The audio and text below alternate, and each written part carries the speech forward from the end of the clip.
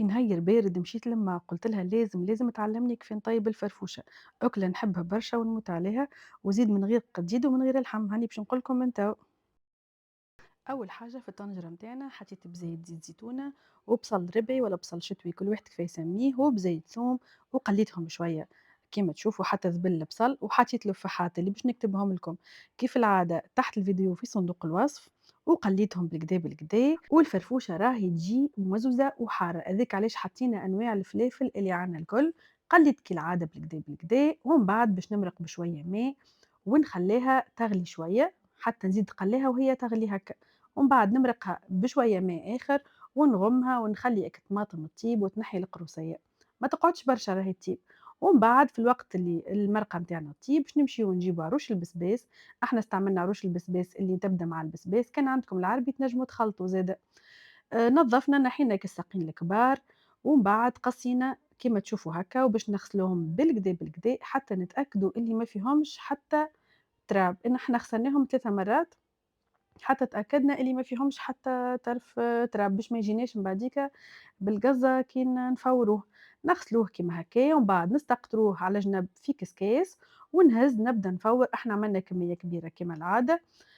هزينا بشوية بشوية وقعدنا نفور، وأنا باش نكتب لكم المقادير نتاع كيلتين كسكسي، الكيلة هي حكة طماطم بكيلو، كهو ومن بعد حطينا عليه شوية بصل ربعي وخليناه يفور فوق كسكاس يغلي بالماء وغميناه، نتعدى الكسكسي نحنا عندنا كسكسي عولة، عوّلوا كسكسي قمح يجي يعمل الكيف، كان عندكم كسكسي علا قمح سينو تنجموا تحطوا الكسكسي العادي نتاعنا الأبيض،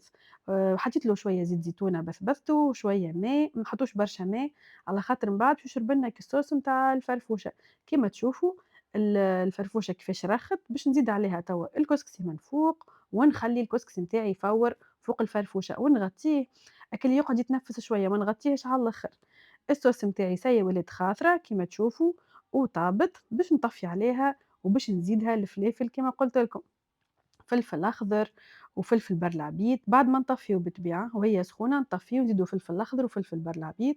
ونغموها ونتعداو توا الكسكسي نتاعنا يفور باش نجيب القصعة ونصب فيها الكسكسي شوفوا كيفاش راهو بالحق أنا نحب فيه برشا حشيش هذاك علاش تلقاوه أخضر برشا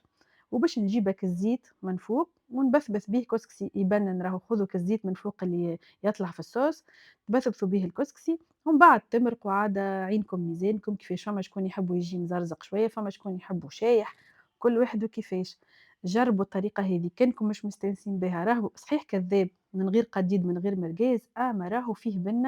بنة ما صارتش. جربوه وتفكروني على طريقتنا. وتنجموا راهو كي تطيبوه تعملوا معاه طاجين إذا كان تحبوا على بروتين ولا حاجة، إحنا عملنا معاه طاجين وشوية زيتون مملّح في الدار وفلفل برلعبيط كيف مملّح في الدار، وزيّنته في تبسي.